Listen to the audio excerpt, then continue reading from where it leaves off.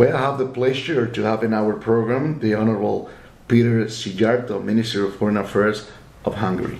First, Minister, I would like to thank you for taking the time to talk with us here on Radio Havana Cuba.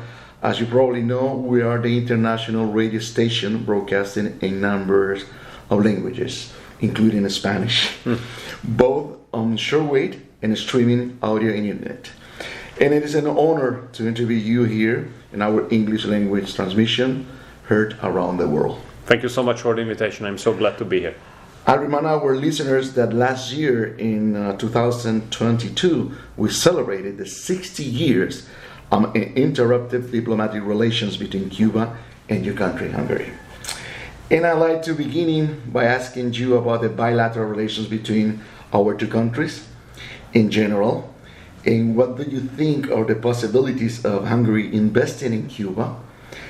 And from your perspective, what does the future look like for more enhanced trade between Havana and Budapest? And also, you just recently talked with our President Miguel Díaz-Canel. What can you tell us about it? Well, first of all, it's my pleasure to be back. First time I visited your country was back in 2017. I'm happy to serve together with your foreign minister in international relations. It's very unique that we can serve together for such a long time, which gives us the pleasure of knowing each other and having a reliable partnership. Our bilateral relationship is based on mutual respect. So when we come together, we avoid discussing domestic issues of each other because this is not our job. We avoid lecturing or judging each other because this is far away of our approach. We usually speak about how we can bring benefit to the both nations throughout our cooperation. Well, we have an extended cooperation in the field of education, which is very important. Each year there are 10 Cuban students to whom the Hungarian government gives a state-financed scholarship on the Hungarian universities. This year there were 32 applications submitted, which is great. We have a long list of Hungarian universities having cooperation with universities here in Cuba, mostly on the field of agriculture, life science, and on the field of other scientific areas. Now we would like to extend this cooperation towards medical science and pharmaceutical science, given the fact that in the recent decades Cuba was and is famous about the level of standards of medical science, and the development is really remarkable. So we would like to see the cooperation extended to this area.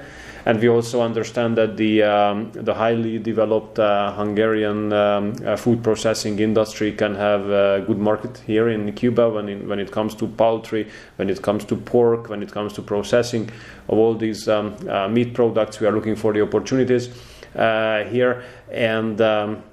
And also on the field of water management, we have highly developed technologies. We all know that the natural catastrophes have been hitting Cuba, and it has consequences on the field of water treatment, and in this area we can be helpful. We have already sent some water purification containers after the last hurricane, which caused a lot of trouble here, and we also sent medical devices when you had to improve your fight against COVID and the consequences of that. So the relationship is absolutely without any kind of open political issues. This is a mutually respectful relationship, and this gives us a chance to further extend it on the areas I listed to you. Well, that was my honor that your president received me, obviously, and he talked to me a lot about the impact of the blockade of the United States against Cuba, the impact of this blockade on the people here. Well, I felt a bit the impact of the blockade, as well as some fueling companies refused to refuel our airplane in Dublin as we were flying here. Although it's an aircraft owned by the Hungarian Air Force, it was clearly a diplomatic or it is clearly a diplomatic trip, and just after a 2-hour-long paperwork and series of phone conversations, we were allowed to be refueled and start our journey here. So, generally speaking, we Hungarians do believe that international politics should return to the basis of mutual respect, dialogue, and talking to each other.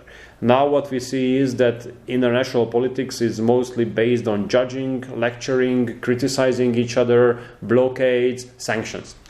And to be honest, maybe I'm not right, but this is how I see. I cannot recall any policy based on blockades or sanctions which proved to be successful. So I hope, as a representative of a small landlocked Central European country, somewhere between East and West, geographically speaking, that international politics will return to the field of mutual respect, conversation, dialogue, instead of sanctions and blockades. I have made it very clear to your president as well. We are a country, we are a nation which is very proud of its sovereignty and independence. We cannot stand external interference, although there are attempts on a continuous basis. It just turned out that very recently, on our last national elections, the opposition was heavily financed from sources in the United States. We all know that the international pressure can be there on some countries, but at the end of the day, our job as politicians is to satisfy our own voters and not external actors. Minister, what is your opinion about the unjust inclusion of Cuba on the U.S. list of so-called sponsors of terrorism? Look, I told your president that before our elections in 2018, a couple of weeks before that, there was an initiative to put Hungary on the FATF list of money laundering and financing terrorism as well. And to be honest, I mean, it's ridiculous. So, we have a very simple approach to these international lists, to these international reports, that these are usually biased, these are usually very unbalanced, and these are usually politically motivated. We have a lot of debate with international organizations as well, and we, as a government which definitely goes against the international liberal mainstream, we feel that international organizations, international reports, international lists are being used by big and strong powers as political tools. Actually, we cannot help it, but we should not frustrate ourselves. We just have to be aware that these kind of reports are very rarely being based on real facts. And Mr. Foreign Minister, can you tell our listeners and audience about the position of your government concerning the conflict between Russia and Ukraine, and especially the threat of the expansion of the NATO, the North Atlantic Treaty Organization, in the region? Look, we are a neighboring country to Ukraine. So the impacts of the war have been very severe and very immediate on us. Imagine we have received already more than 1 million refugees from Ukraine. For those who stay, we ensure, of course, equal access to healthcare and education. There are more than 1,300 schools and kindergartens which have already enrolled refugee kids and students. We give incentive to the employers to employ refugees. So it's, we have been carrying out the largest humanitarian operation ever in our history in order to help the Ukrainian refugees. On the other hand, as a neighboring country to another country which is in war, there's a very clear security hazard, security risk, which you don't want to be there for a long time.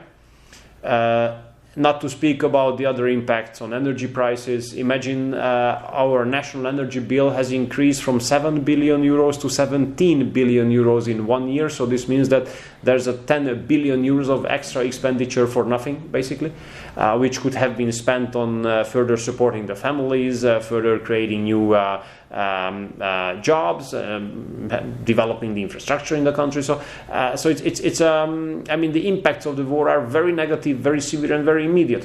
So that's why we are a country which is super